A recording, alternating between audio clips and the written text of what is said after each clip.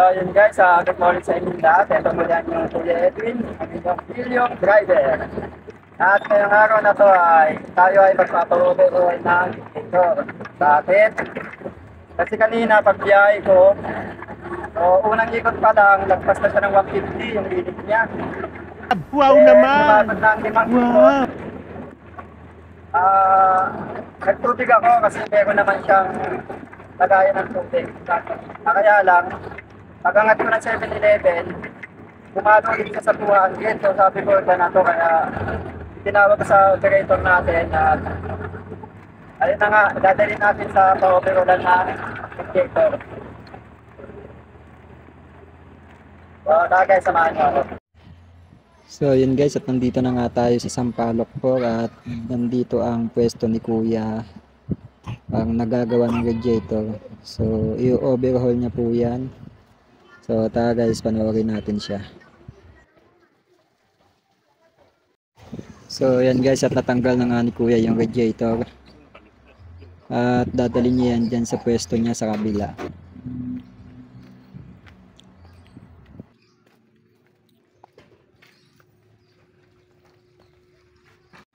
So yun guys, at isasalang niya yan dyan sa lagayan niya ng radiator. So ang ganda ng anuhan niya, salpakan ng radiator para naiikot-ikot niya.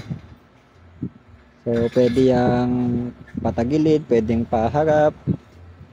So yun guys, ang iikot. So ang galing. Ang galing! Ang galing!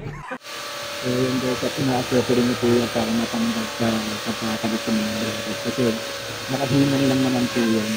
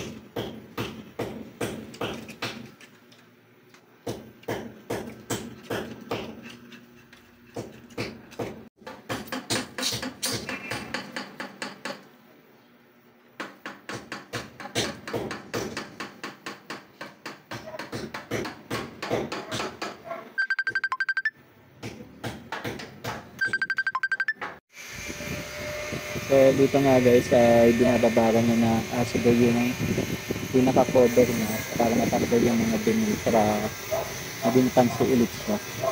Tansi yung kulay ulit. So dito nga guys, ay pinututok niya na yan. So bawat butas dyan is tututuran niya yan para yung kung may barado man, may tatanggal niya. At mapupunta dun sa ilalim.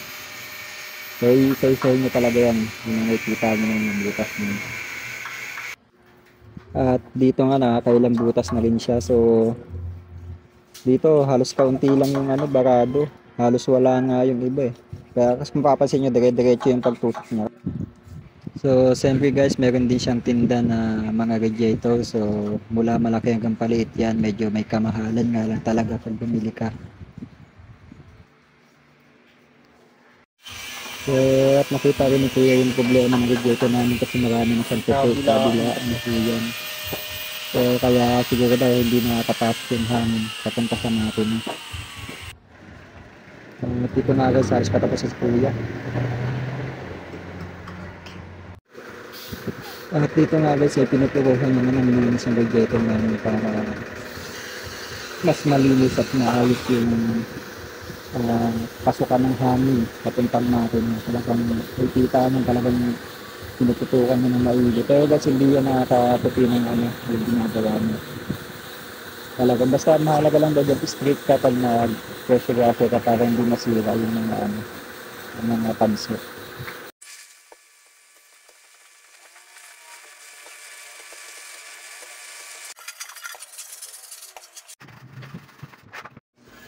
So dito nga guys, nakikita ninyo na pinupulido ni Kuya yung gawa niya. Talagang pati bunganga na dito namin. Binabagay niya para mawala ng milyon na tubig.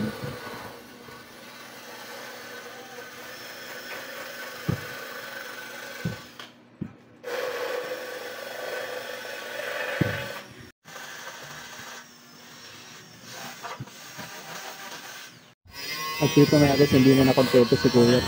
Gininder pa niya talaga para mas maayos yung pagtanggal niya ng dumi ng tuyo dyan. Dito guys, wala masyado kay Kuya. Masyadong ginagalingan talaga ni Kuya yung paglinis na ng sakit ng aming radiator. Talagang pinupulido niya ng maayos. At dito nga guys, ay binabalik na ni Kuya yung mga tinanggal niya. So hihinangin niya na lang kunti yan para maibalik niya sa dati. So makikita nyo rin dyan yung cover namin. Tingnan mo, napakalinis na. Kanina halos di mo makilala yan eh. Hindi mo maisip na tanso pala yan.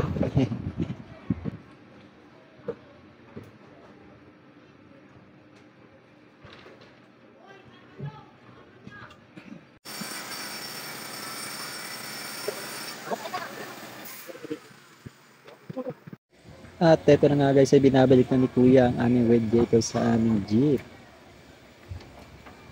Medyo isasakto niya lang yan sa mga tornilyohan at sunod ay lalagyan naman natin yan ng tubig.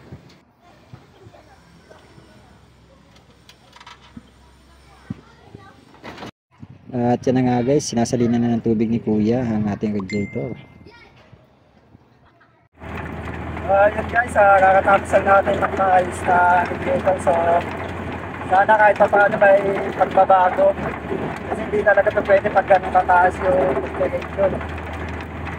So, ito testing natin ng isang ikot para kahit pa paano malaman natin kung may pagbabago.